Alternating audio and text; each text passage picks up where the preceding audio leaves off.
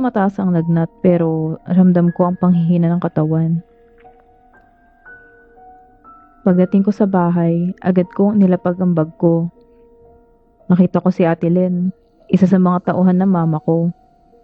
Abalang nagbabalot ng mga burger na ibebenta sa eskwelahan. Labasan kasi ng mga grade 6 students noon at ayaw ng mama ko na magkulang sa paninda. Nilapitan ko siya at tinanong kung may aspilet pa.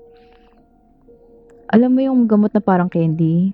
Matamis pero may mapaklang lasa at may kulay. Yun kasi madalas kong inamin kapag may lagnat ako, kahit hindi naman ganun kataas.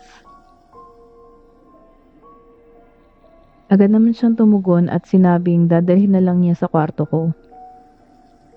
Nakahinga ako ng maluwag. Pag-akyat ko sa kwarto ko, pakiramdam ko'y mas lalo akong nanghina at nahilo. Hindi na ako nagpalit ng damit. Naka-uniform pa rin ako at nakamedyas pa ng mahiga. Agad akong nagkumot dahil giniginaw ako. Habang nakatulokbong ako, may narinig akong parang sumitsit.